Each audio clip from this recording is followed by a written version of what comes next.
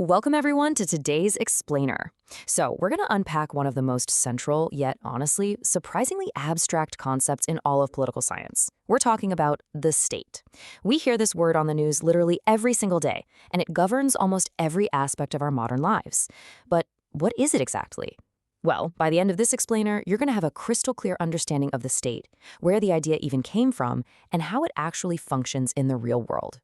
But first, think about this fascinating little inverted mystery. You live in one, but could you actually define it? Seriously, if I stopped you on the street right now and asked you to define the very entity that issues your passport, collects your taxes, and paves your roads, how would you put it into words?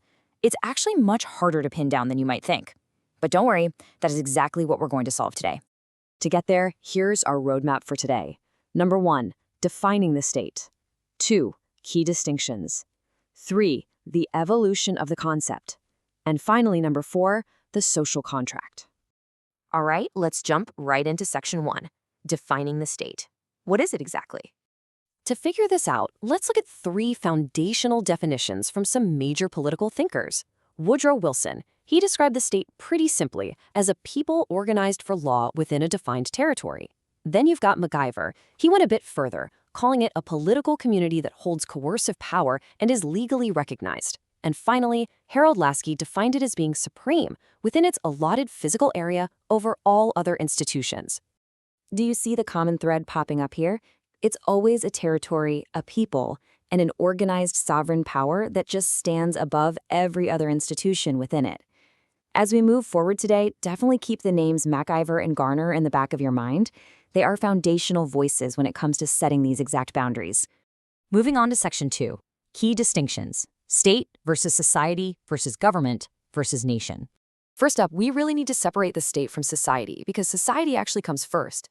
Society is much larger and it's purely social. It's just people living and interacting together. A society can absolutely exist without a state. The state? Well, that arises specifically when a society decides it needs a mechanism for political order. Basically, the state refers to the set of institutions that hold the legal political authority to regulate that society. Next, let's look at the state versus the government. This is really all about how power flows. Absolute, ultimate authority, what we call sovereignty, belongs to the state itself. The government is really just the mechanism the state uses to make and carry out binding decisions.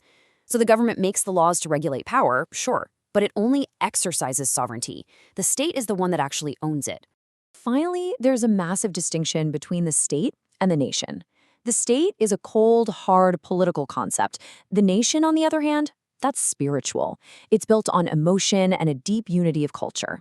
Because of this, you can have a nation of people who share a culture and emotion but don't actually have a state, like the Kurds. Or, on the flip side, you can have a state that eventually becomes home to a reunified national feeling, like Poland. They're definitely not the same thing. And hey, if you want a historical anchor for when our modern understanding of these borders really locked into place, you just need to remember one year, 1648. This was the Treaty of the Peace of Westphalia. It's widely considered the absolute foundation of the modern state system, mostly because it was the very first time the concept of fixed territorial sovereignty was clearly articulated on the world stage.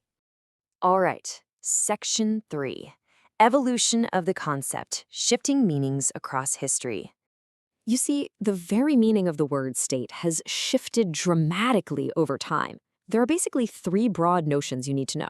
First is the pre-modern idealist tradition. Think Plato and Aristotle. Back then, the state was viewed as a natural, ethical institution that was literally meant to deliver happiness. In the medieval period, this shifted. Politics fell under church control, and the state was viewed almost like an organic whole. The second major notion is the liberal view. In the 17th and 18th centuries, the state became a secular, lawmaking body following laissez-faire principles, basically a minimal state. But skip ahead to the 20th century, and this liberal idea morphed into a much more activist, responsible entity, what we now know as the modern welfare state. Finally, the socialist notion views the state specifically as an instrument to establish socialism, and ultimately a completely classless society. Which brings us to our final part. Section 4, the social contract. Why do we even have a state? To answer this why, we have to look at social contract theory. This was built primarily by Hobbes, Locke, and Rousseau. Now, while they definitely disagreed on the details, they all shared a basic 3-step structure. Step 1, the state of nature. This is a chaotic, pre-social condition. Step 2, the social contract, an agreement people make to preserve life by handing over some power. And step 3, the sovereign, the legitimate head of the state. And that sovereign could be a single person, a body of people, or even the public representing themselves. Let's see how this actually plays out, starting with Thomas Hobbes and his iconic 1651 book, Leviathan. For Hobbes, that state of nature was an absolute nightmare, a brutal, constant war of every man against every man. His solution? Pretty extreme. He believed people must submit entirely to an absolute monarchy. Basically, we have to sacrifice our liberty to the sovereign, because rights and freedom can only exist after basic safety is secured.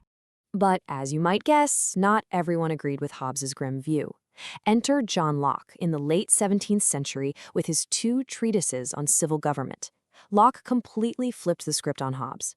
Where Hobbes saw a state of nature defined by brutal war, Locke saw a pre-political state where men were actually equal and free. So instead of an absolute monarchy designed to crush chaos, Locke argued for a limited government and representational democracy. Locke argued that even though men were free in the state of nature, they lacked 3 really important things: a settled law, an impartial judge, and the executive power to actually enforce decisions. So they make a contract. But for Locke, this contract has a very limited specific purpose: to protect life, liberty, and property. And here is the truly revolutionary part. Locke argued that if the government ever fails to protect those 3 things, the citizens have the fundamental right to revolt.